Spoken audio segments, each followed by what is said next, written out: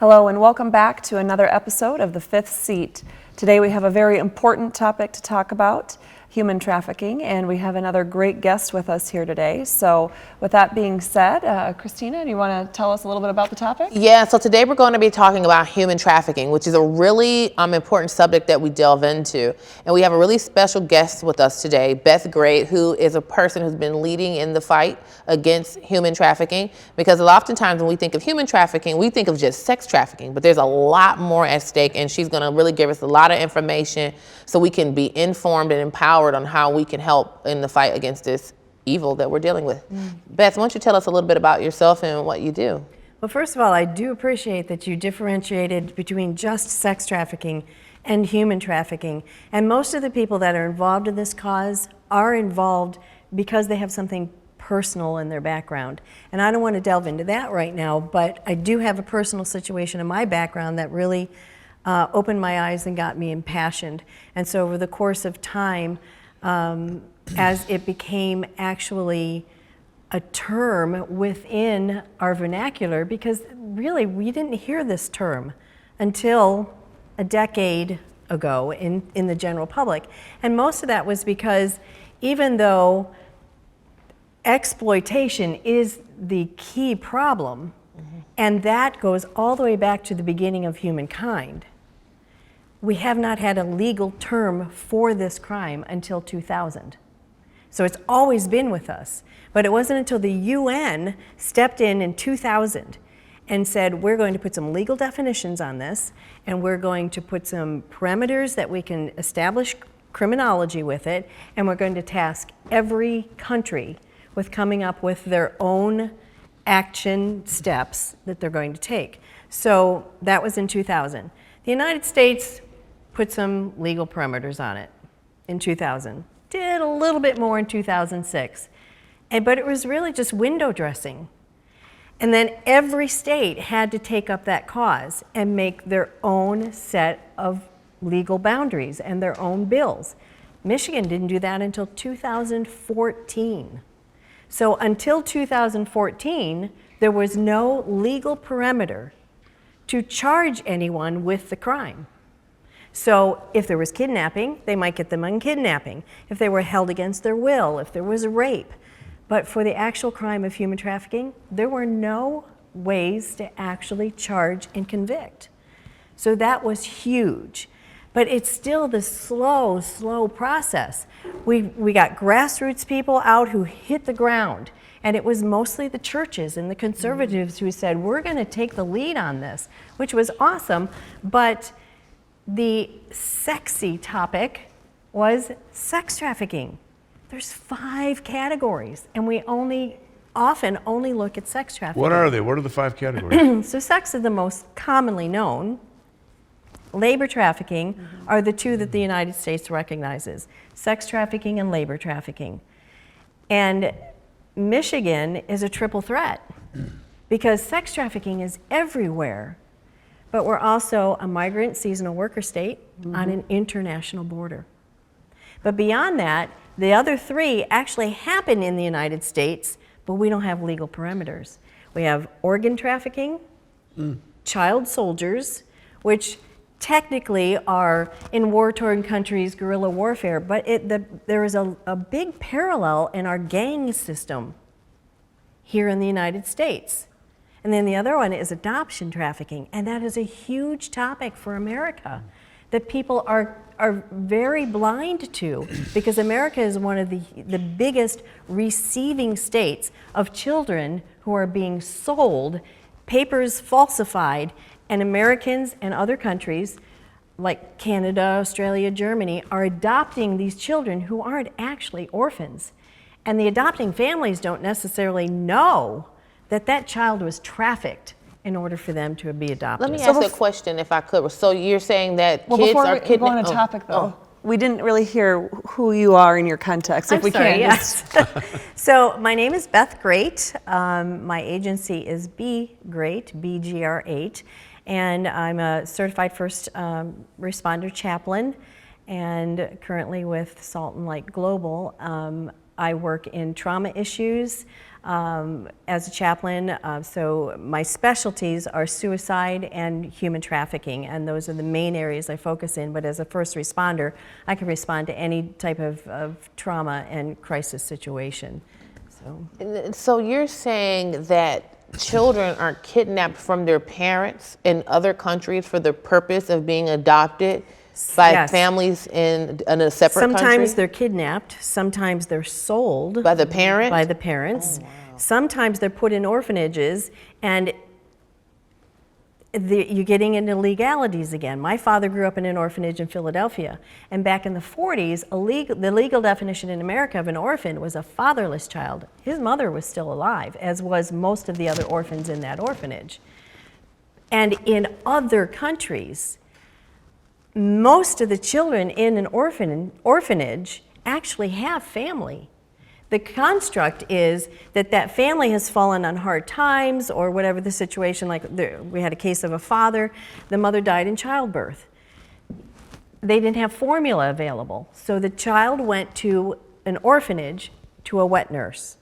When that father was not sleeping or working, he was at that orphanage attending to that child. And one day he got off work, cleaned up, went to the orphanage, and the child was gone. Wait, this happened like within the last 10 years? Yes. Oh, yes. Not something that was 20, 30, 40 years ago. No, and when you look at the pattern of countries of adoptions in America, well, let's just use America as our example here. You can see in the 90s how many children, we had this big wave of kids from Korea. Mm-hmm. In the late 80s, it was Romania. And then you have a natural disaster, and you get a whole swoop of kids in from Haiti.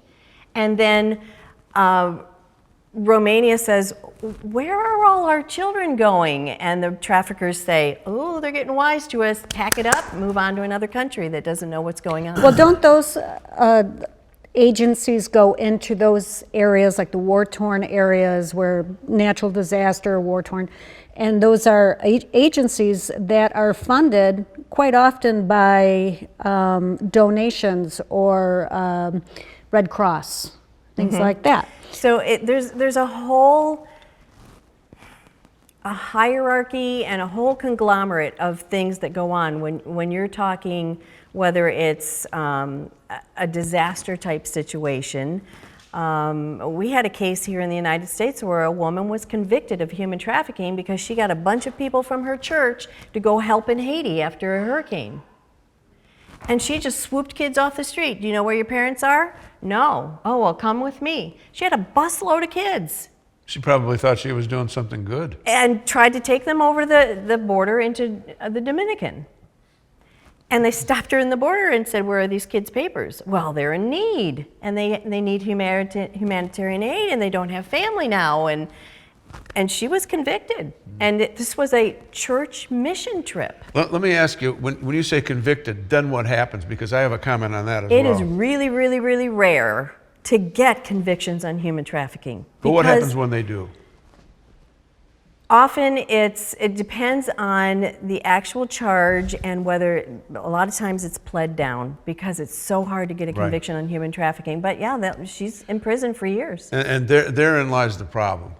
Was it Solomon said there's nothing new under the sun? This is as old as time. Exactly. And what could be new under the sun that's not is we don't punish. We're afraid to hang people. I mean, that sounds draconian, but that's what it's going to take. And there's a lot of certain complicity. crimes where you need to be hung publicly. And this happens with all the pimping thing, the snatching people out of mall parking lots, things like that. This is a very real situation. All you can do to combat it is punish it with death penalty. We have an important point, though, because what you're talking about is something that I think it's been so captivating for us to hear. You know, we all know of the problem, everyone sitting here, but you're bringing a different perspective that I think all of us perhaps haven't quite heard before, which we appreciate. But to make sure that we're grounding it and giving people that are watching this episode, something that they can do, right? Something that they feel like this really is a problem that's happening here. There are things that we can do, and what can we do about it? Well, I don't know where we're going to be able to hang anybody quite soon about these things. You're not going to deter it. But I think, in terms of deterrence, I guess what I'm wondering is, I'm a mother of 4. My youngest is 6 in first grade. My oldest is a sophomore in college. I stutter saying that because it doesn't sound like that could be true. And so I think one thing that would be important to me as a mother would be if we were truly educating, number one, the public. Right? We need to make sure that we're educating like on what you're doing, but and I don't mean to downplay the importance of things that are happening globally, but we're oftentimes quite lazy here in America. Right. And so the general public, we need to be able to give it in, really tangible doses to people and say this is something that's happening. You mentioned Michigan. We're a border state. We have a lot of migrant workers. We have a lot of scenarios where this is really one of the hottest places in North America for trafficking to really occur. And so I'm wondering, with some of those things, obviously educating the public, but, talking about how to educate in our own homes with our kids, So you mentioned like people being snatched out of parking lots, or there's all kinds of those kinds of scenarios. Which is actually more a myth. Not that it doesn't happen. Oh, it happens. Well, it's like, but in the United video States, camera showing you. yes, but in the United States, maybe 3% are abductions because it's so easy to get captured and convicted on kidnapping. That's more likely to be a crime of opportunity for rape. Okay. But it does they're all happen. abductions, Yes. but what you're It saying sounds is more the grooming. abduction, But to do the human the trafficking, luring is a more It's common luring, one. the grooming. So for the average person, you have to know that these victims are walking right among you. They live in your neighborhood. Right. They do your nails. They cut your lawn. They build the addition on your house. They are right in your everyday life. They're in the classroom with your child. And I think a lot of this is you talk about a crime of opportunity. See, first of all, I'm really old. I was born in 1947. And this, I'm sure it's always happened because nothing new under the sun, but it wasn't like it is now. I mean, when we were little kids, we'd go off at the sun come up and come home 2 hours after it went down, and we didn't think about ever having to worry about this. Maybe it was underreported, but it just wasn't happening as much. And I think because there was a lot of consequence to doing something like this. You tended to keep your monster on a leash a lot more back then. Now, ever since the progressives have said you can get out of jail after being in for 2 seconds, things like that, that's aided and abetted this. So there's no punishment. We have the breakdown of our culture. Yes. But we also have much more global travel than we ever had True. before, and technology. Right. So the average human trafficking victim now is not chained to a bed. It's a cell phone in their pocket. And the average victim is lured in through a chat room, Video games. through a game, Games. through Facebook. A while back, social media. I don't know, 10, 15 years ago, it was Craigslist was, the Exactly. deal where you'd go for a sale or do whatever, a job offer or some of those opportunities and, meet somebody, and then it just kind of gets nefarious from there. You could go So- right on Craigslist, Backpage, we were talking about that earlier. You could go online and pull up a menu, peruse the menu, make a phone call, push a button, and have sex delivered to your door in half an hour, just like a pizza. And it makes me think, when we think of the word trafficking, we always think of like a long distance. We don't have to move. Yeah, They they do can. not That's the have to thing. You move. can be trafficked in your own neighborhood. So it's Yes. wonder how many people do we interact with who are, and Yes. two, I wonder how They're right in many your neighborhood. how many girls or boys or men, women, whatever, are being trafficked and don't even realize it. Because I was watching a video once where a woman was explaining that it's typically, like you said, snatching people. It totally happens, but it's so risky to snatch a Yes. person. However, it's a lot easier to get a vulnerable person and to groom them and Exactly. to make them feel like they're in love, like a pimp. They've It been could be loved and something then- as basic as when I was first getting involved in this, I had a friend that she said, "So tell me what this is," and I told her, and she said, which is the basic definition is it is exploiting another person's efforts, labors, or body for your commercial gain using force, fraud, or coercion. So when I explained this to her, she said, "My sister was trafficked." And I said, "Tell me what that looked like." She said, When we couldn't pay the rent, she went to visit the landlord. That's trafficking. So who are the big organizations in our country? You're not going to stop this in Asia, Africa, somewhat pieces of South America. Just not going to. But how are you going to stop this here? Who's doing that right now? Who are the SEAL Team 6 people doing this stuff to stop it right now? Well, the perpetrators are anything from your corner drug dealer. No, I mean, who's trying to kill the corner drug dealers doing it? Right. Well, What alphabet but agencies? you also have Who are to. the police on this, is what I'm asking. You have to look at too that because there are no stereotypes for what a victim or a trafficker looks like. You can't say, well, it's the people that live in this part of town, or this. I have seen victims who are grandmothers. I have seen victims who are infants. I have seen male, female, and everything in between. I have seen those at the bottom of the socioeconomic ladder and those that are college educated and had a career and lost everything under the last recession. So there are no stereotypes to the demographic of what a victim can look like. It can be the student in junior high who is a victim of the student sitting next to them in their junior high class. Yeah, but there's got to be networks that and people it's can the take same down. thing for the trafficker. There are no demographics. It's the corner sleazy drug dealer all the way up to the preacher, the lawyer, the law officer, the judges. The teacher? Well, we know the cartels are huge. We have Mexico. governmental agencies that are complicit, and even if they're not the traffickers, whether it's blackmail stuff or whatever, we have ways that we can fix this, and it's not being done. They're not utilizing the things that we have in place to really affect this because, well, there's dirt on them out there too. Yeah, and now that's the question I have about a lot of, like you mentioned, like who's doing something about it. And I think that's part of the problem is corruption in our society, because there was a case not that long ago where 2 pastors had got caught running a sex trafficking ring. Yes. It was a teacher in Louisiana and her husband, who's a sheriff, who were producers of child pornography. I mean, who do you trust more, Pornography a is a teacher, whole nother a category. teacher and a sheriff? You would think they're the safest people in the neighborhood, and they are both a bunch of child pornographer producers. Right. So my question is, what role does pornography play in this? Because It's huge. pornography is huge. Because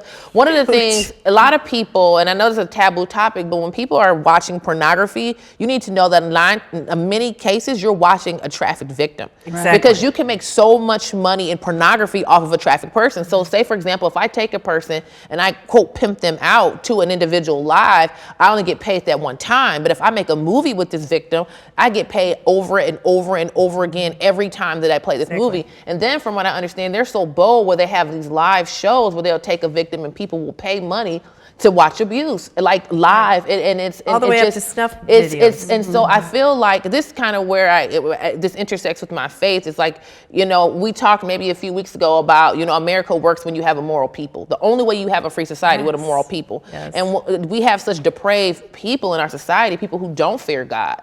You know, when you walk through life like a kid, if you know that your parents are going to find out that you didn't clean your room, it motivates you to clean your room.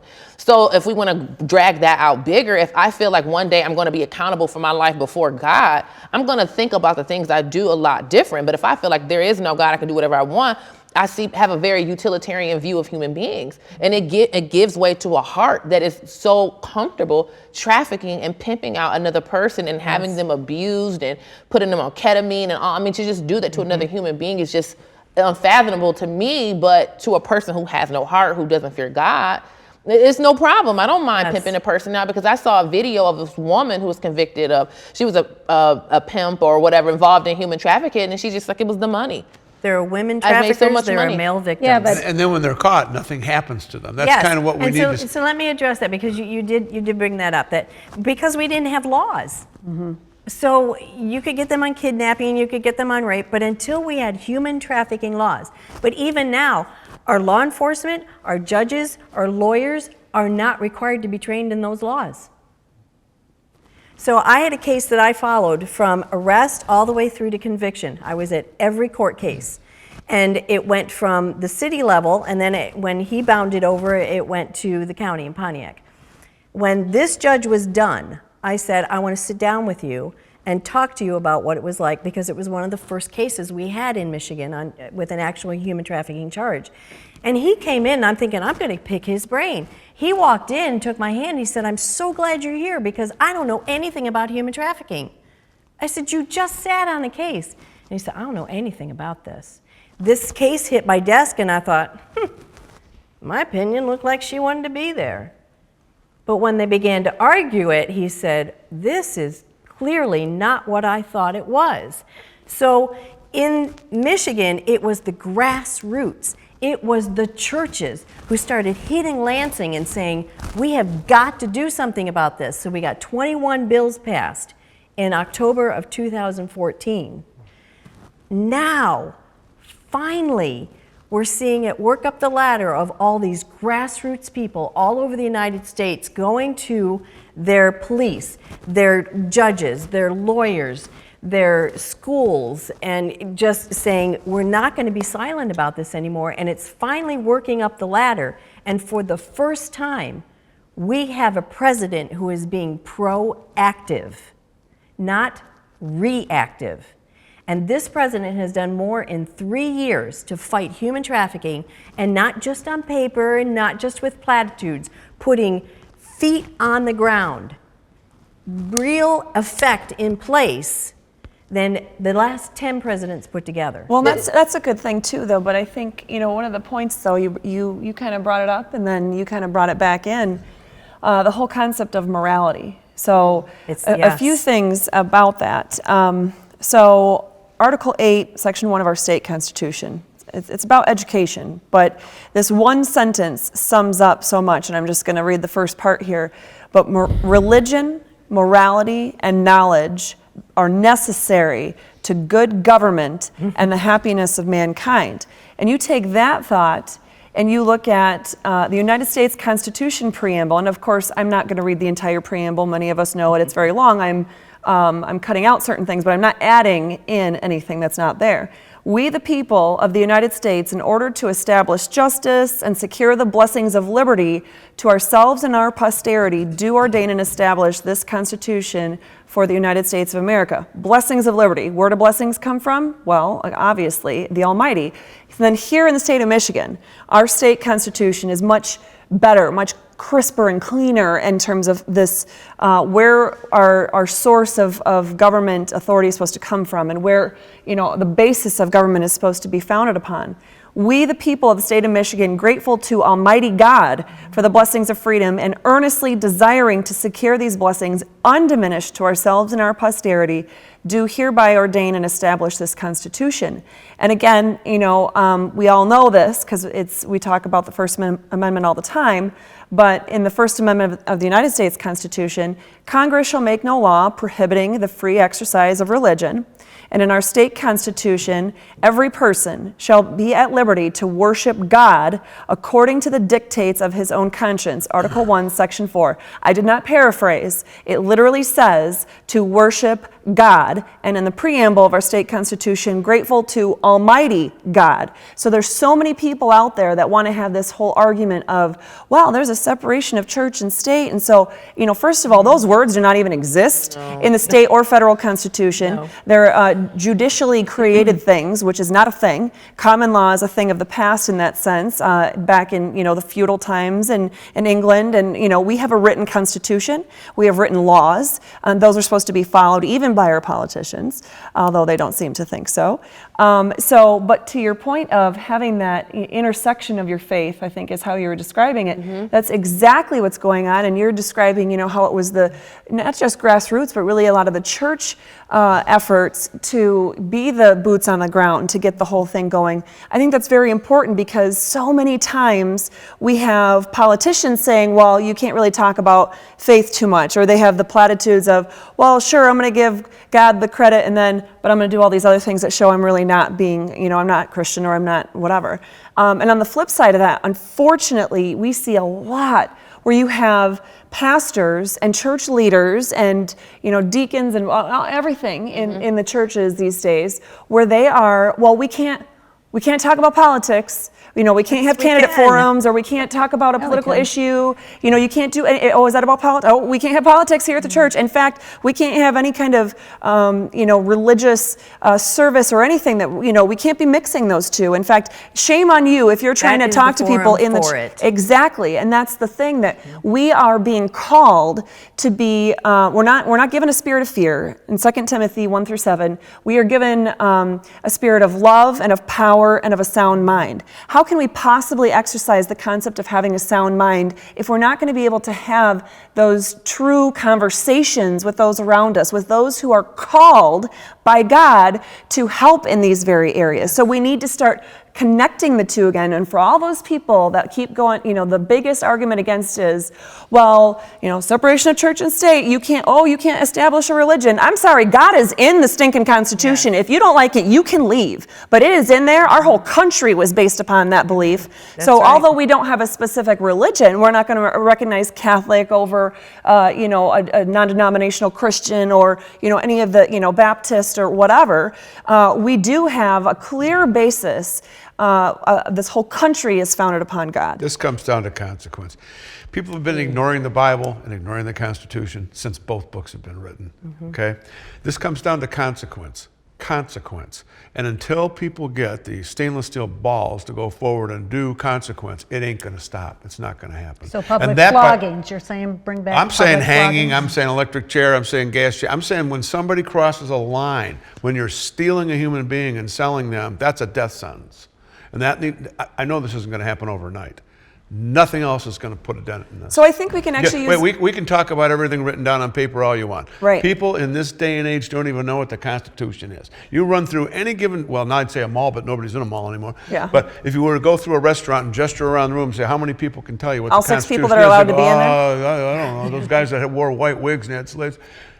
No, it sounds great on paper to us. We the thinking. But the general populace out there, they need to get connected with the fact. And this is an awareness campaign. Yep. You cross this line, that's it. So public floggings, well, I'm not opposed to that. You're talking about using punishment, but I'm gonna introduce something that is, quite frankly, more popular on the liberal left, but something that I've been working in for years was the concept of restorative justice.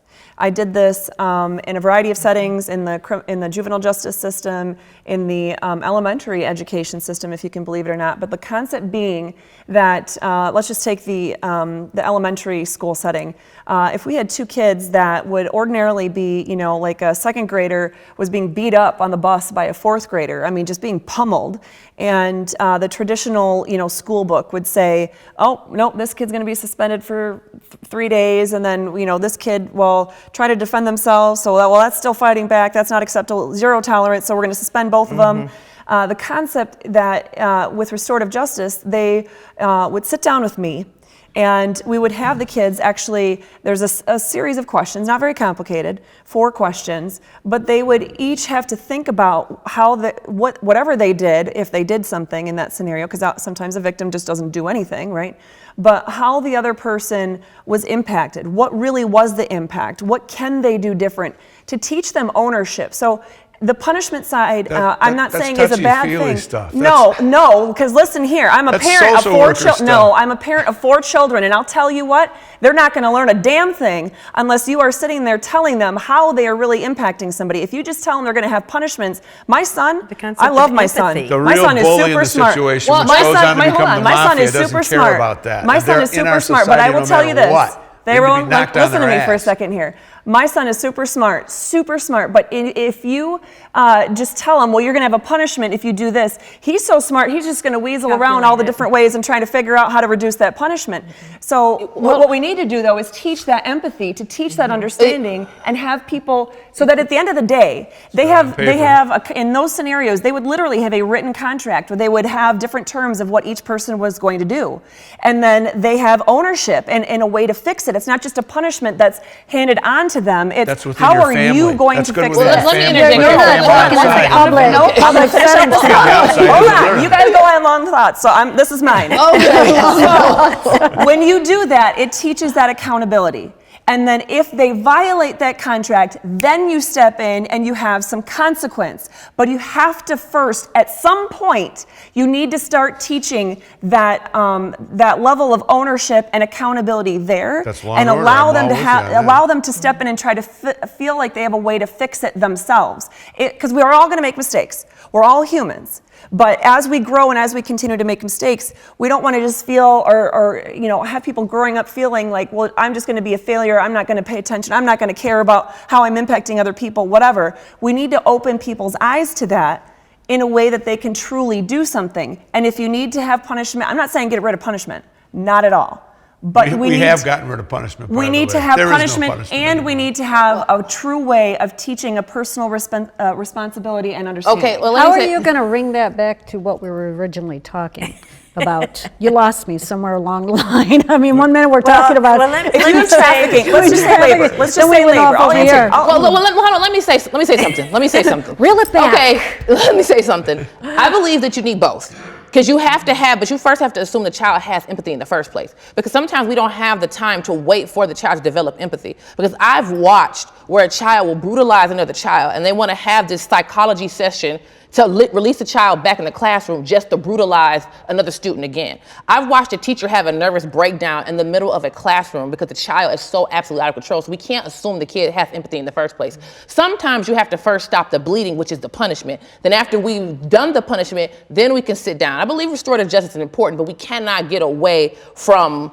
punishment. You gotta have, because now we've turned crime into a disease, and that's why we're having the problems we're having now. Because we made crime a disease. Crime is not a disease. Crime is a wickedness issue. Choice. Because when we start making crime a disease, then we just get worse and worse crime. And that's the massive problem. Now, to get back to the issue of human trafficking, I think we need to bring back the nosy neighbor.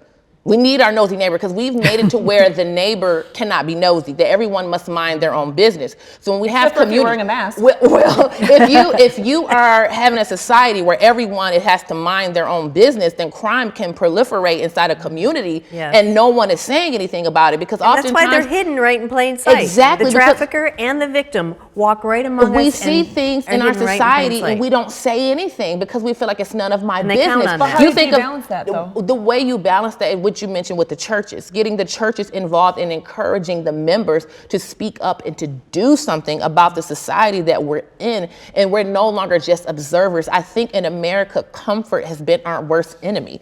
We're so comfortable in everything that we do that we just don't want to get bothered. I don't want to ruffle my life because if for trafficking to be going on that level in our community for so long, because like when you were saying, when you were growing up, my mom and dad would say the same thing. My dad said I would catch the bus downtown at 12, 13 years old, no problem. Now would you do that? Absolutely not. You're talking about reporting. I guess what my concern is, I get that. No, in this context, it makes sense.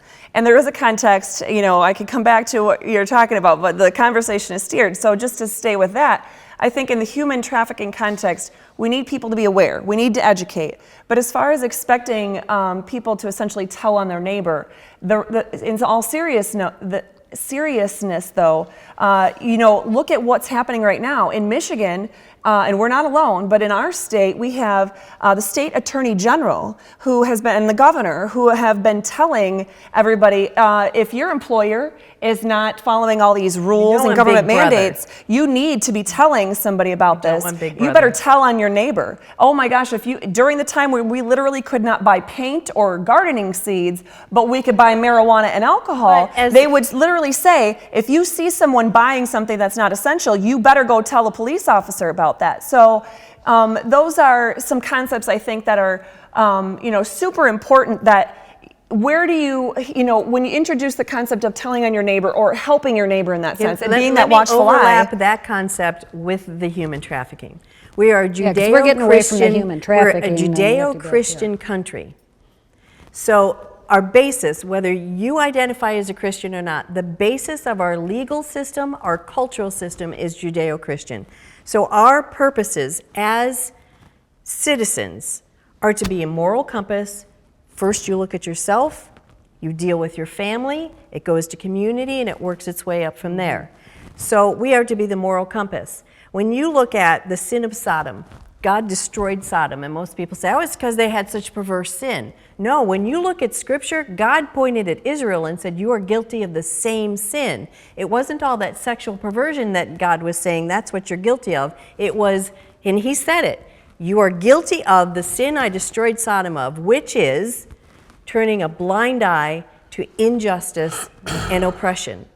So in the United States, built on Judeo-Christian principles, it was the church's responsibility for individual responsibility between you and God to order your life, and then your family. And your church was your main community. We have given up our ground as a church to the government. It's not just the church. Social justice and tax-funded handouts have replaced the accountability that the church once held within the community. So you went to church, which we can't do. We can. Oh, we but sure can. Most It is churches not- are not it is doing not under just the COVID. church. We have lost, and long before COVID, the church lost that. I've been noticing this within your life, Jody. Can we sit down and talk about what might be Right, that's a good point. that accountability? There's Yeah. a really So important it's factor not here. Big Brother, it's I care about you as a person and I'm concerned about what's going on in your life. But you recognize there's a fine line, though, that literally Yes. our, Oh, yes. our government has been saying. So it's This- that hey, mindset. This has nothing to do with just the church. The church used to be in school. That goes back to what I'm talking. Exactly. I'm old here. So Now, we this is- yielded wait, this it is a to very the important government. component of this. I say on my radio show a lot of the time, if you got a high school diploma post 1975, you don't know anything. Plus or minus a few years. If you got it pre, you got an education by osmosis, even if you didn't want it. Because I was a straight up juvenile delinquent. But I learned the difference between right and wrong because we used to have God in school, and it was hammered into about what's right, what's wrong, what's good, what's bad. Now, But it's been that's less all than subjective. 100 years that the church gave the schools over to the It's all the government. subjective now. That's So the crux of again, this problem. it was the church and the family handing over their responsibility to government. You know, I think you make a really, really good point. Like when the church did help people, like say if it was a family that was struggling, they were involved in the person's life. Yes. So if I The have to come accountability. to her directly and say, Catherine, I need a loan, it's a lot more shameful. You know what I mean? So I have to go and explain. And she's like, what's going on, Christina? And What how do did you need?" get into Yeah, this exactly. position? So there's more accountability. But when I just go to this blind bank, if you will, of the government, there's zero accountability. There's no concept of right or wrong. There's no concept of my responsibility. It's just give me what I want. No where the ownership. church, The where the school church, is it the was forced more connection in your life. The church is not the forced connection in your life. That's the point I was trying to make. So the church used to be in the school, and everybody had to go to school. What you do now, you can't not go to school. You're going to get arrested. You can not go to church if you don't want to. So that's where you used to get your education that you're talking about. You don't Right. get that anymore. And, We've and we have seeded the yielded, school system. we as individuals have yielded, gradually yielded all of these arenas to the government.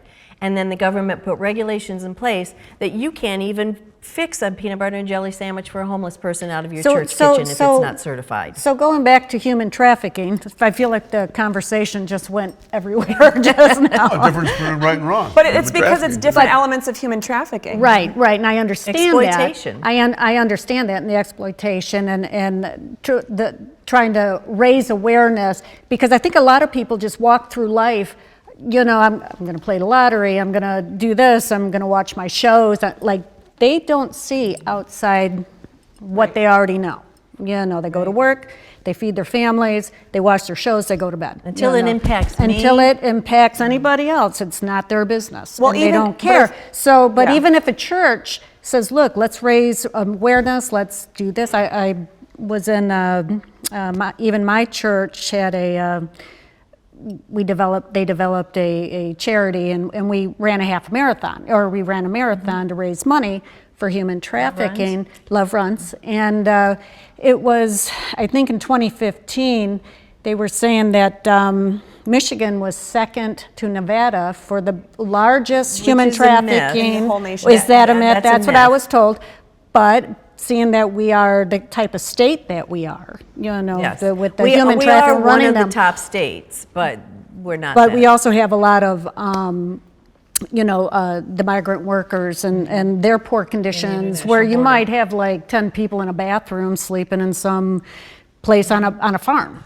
And I remember talking to this one woman, and she was discussing human trafficking, and she was telling us some stories, and I thought at the end of the day, all your investigations that you've done to track down these specific cases, and you see the ugliest side of life. I mean, human trafficking, whether it's sexual, whether it's, from selling, I mean, they get pretty horrendous. And I think and I asked her, I says, how do you not, once you find the culprit, once you find the nucleus of this horrible, the people, how do you not kill them? I mean, literally, how do you, because I think about it and I turn red. You want to just, you can eliminate that life and it's okay in your heart. They have to be eliminated, but they also have to be brought through justice. And that's what she said. She says, well, we bring them to justice. What do you do with the sex trafficking victim that has been lured in, deceived, blackmailed, addicted to drugs, force addicted to drugs? They're on their back 10, 20, 30 times a day. And their life expectancy is very short. And says, you can get off your back if you bring in more people and you be the manager. And now she's the trafficker. And that is such, oh my God, we could go so much deeper with that topic, but unfortunately we have to move on to the next segment, which is our QWERTY quips. So we know we have our QWERTY quips for the day, and I'm going to start with one that's a little bit of a subject that I hope people watching don't take this out of context, because you know how folks love to take stuff out of context. Don't comment unless you hear the entirety of the statement in the context I'm saying it. So this is a comment from Thomas Sowell. So as you guys are aware, in France there was recently a terrorist attack. There was recently some guy broke into a church, hollered Allah Akbar, and stabbed 3 parishioners inside the church in Nice, France, to death. And so this turns into the conversation regarding immigration. And it was a quote from Thomas Sowell that said, Europe is belatedly discovering how unbelievably stupid it was to import millions of people from cultures that despise Western values, which often promote hatred toward the people who have less than in. And that's one of the conversations regarding immigration that gets lost. I always say my childhood was like a G8 summit. So please don't lie and say I'm anti-immigration, I'm anti-this. No, immigration is wonderful. Immigration is great. It's a good thing. We just want it legally, but also when people come in, you want to make sure that the people love your country. You don't want to bring in mass amounts of people from countries where they're being conditioned to hate you. Subversive. And you're literally bringing people in to overthrow your country. And for some reason, the people on the left and people in the media, it's like you don't want to have this conversation because it's bigoted, it's xenophobic. Well, no, it's not. I mean, that's just like letting someone in my house who hates me. If I know you hate me, why would I let you in my house? Then I know you're actually plotting against me. So I think that that's a real conversation we need to talk about even in the United States, where you have people on the left that want to just open the doors and just let any and everybody in, like the United States is just Mr. Banks and just anybody can come in. This goes to the overarching again, if you will. I'm going to look at it from the macro. This is, when you say they or they're letting people in, they are the global, call them elites, call them the swamp, call them the one world government. This is a tactic. What they're doing is homogenizing all countries in the world right now, slowly but surely. And when they do that, there'll be no middle class. You're going to be totally dependent on the government. All the people at the top, which is essentially a crime family. Socialism is a crime family. Global socialism is the frickin' mafia, 100% top down. So that's what this is all about. So when we say they, it almost sounds like, I hate not to disparage what you're saying. It's almost like we're whining. We're almost powerless to do anything because the guys that are way up on the top, this doesn't affect them. They've got their walled communities. They've got their security systems in place and their security forces. So they foisted on us. So yeah, we got to talk a lot about it, but we really got to put systems in play where we crush their asses. And immigration is an entire whole nother human trafficking issue. We brought in victims and we brought in traffickers and let them have a field day. Yeah, and that's the thing, like you said, it really goes back to us, the people. And if you notice, lots of these topics we talk about, it always goes back to what are we, the American people, doing about it to elect officials who literally import people, and then we as the Americans have no right to question. Right. That's how Europe is in the predicament they're in, because it's like, you don't question, you don't report these stories, you don't talk about this. I mean, human beings, we're socialized. So when you have people coming from a country where they've been taught by their leaders that your country is evil and terrible, and then you're bringing a bunch of military-age men. I mean, that's the kicker part. If you don't have the cahoots to fight for your own country, why am I going to bring 20 From cultures who normalize trafficking? Yeah, and who hate you. I mean, and then that's the thing. We're not talking about countries where design. people legitimately are having a hard time and they come here and love the country. No, people who in their country chant death to your country. We want to kill you. We hate you. But can we come in? That doesn't make any sense. And so this is how you have the It does situation. if you're an elitist and you want to crush people like us. It does. It does make sense, because another way is to cause chaos, because oftentimes people are willing, COVID, we can talk about this 20 times, people are willing to give up their rights when there's a desperate situation. So if you create Some it's people. chaos, that's true. By the way, Not me. it's not COVID. It's China murder virus, okay? Repeat I after like me. that better, China murder virus. Murder virus. So how does that play into China. human trafficking with immigration? With immigration? Especially illegal immigration. Well, every religion, culture, governmental system has its own manifestation of what trafficking looks like. But because we are a diversified country, when you're bringing in pockets of immigrants, they are usually let's put all of these similar people from this area, we'll plop them all right here. So you get these pockets like Dearborn, like Troy. And so Michigan was one of the most immigrant and refugee accepting states It's because of Dearborn under Obama. Hamtramck We actually per capita took in the most number of refugees under Obama.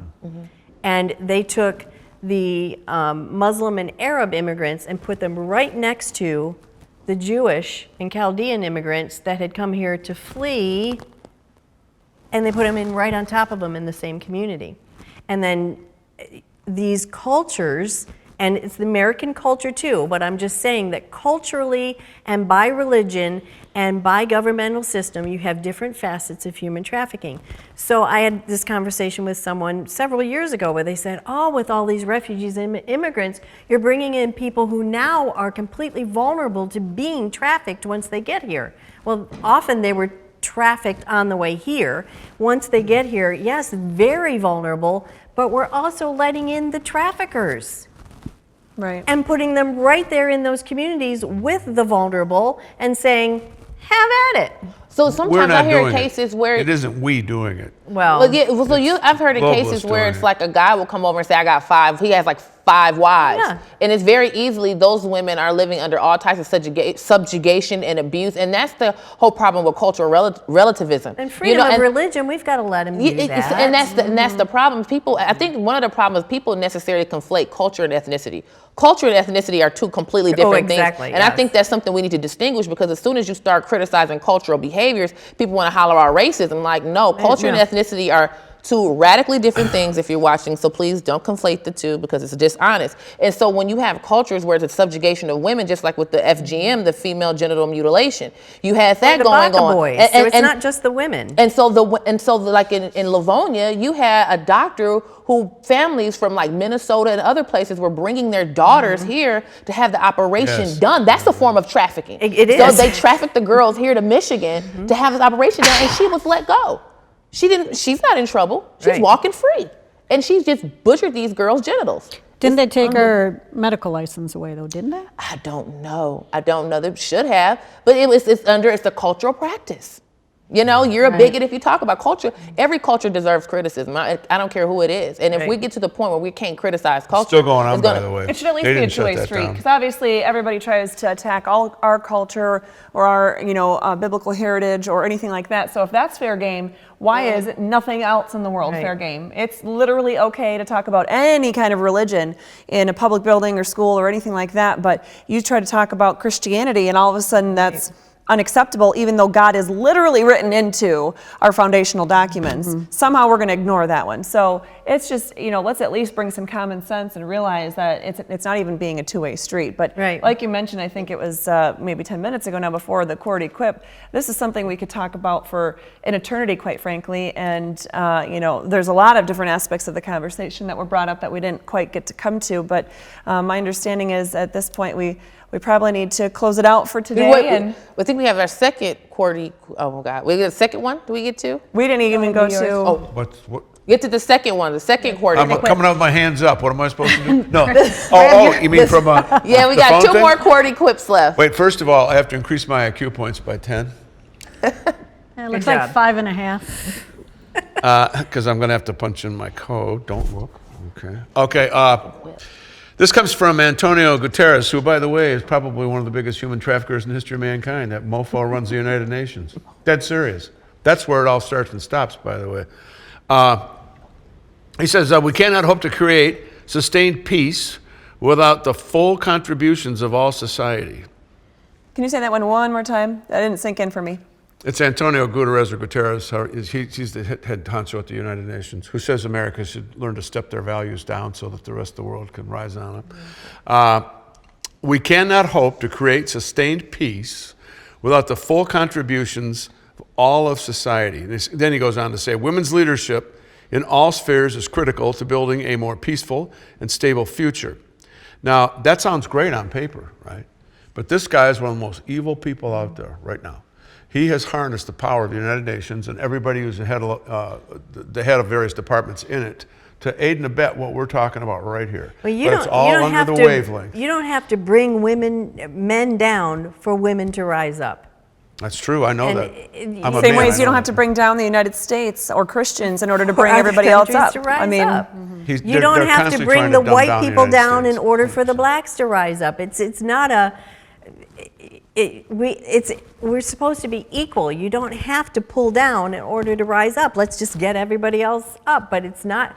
What he's talking about is globalism. This guy talks about harnessing societies. What he's really talking about, and maybe that was a poor choice right there, but what he's talking about is that old bumper sticker you used to see all the time in the 70s. We must live simply so that others may simply live, which is BS. That makes it a zero-sum game. It's not a zero-sum game. Correct. So that's what these guys are all about. So I'd say one of the biggest things we could do to combat all of this, although I don't see it happening anytime soon, is get the United Nations out. Out. That would be beautiful. United Nations Council on Foreign Relations. Talk about hanging.